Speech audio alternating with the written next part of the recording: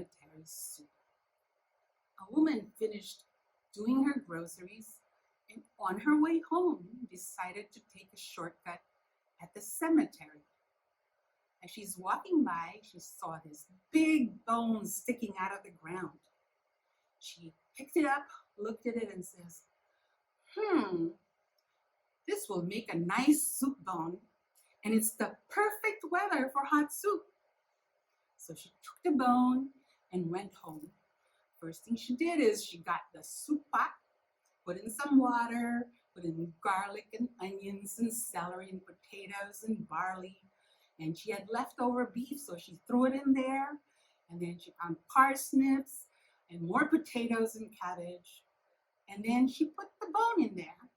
She let it come to a boil and then let it simmer. She said, yum, as she smelled it and tasted it. Then she sat down and waited for it to simmer. And a tiny little voice said, please, can I have my bone back? The old lady just ignored it. She was not paying any mind and continued reading. Pretty soon, the voice started again. May I have my bone back, please? The woman just kept on reading, ignoring it. And then the voice started speaking again, and this time it sounded really mad. Give me back my bone! The old lady said, wow, some people just don't have any patience. And she went back to reading her book. So the voice started getting really, really mad, and in a loud voice that almost shook the walls of the house said, I want my bone back!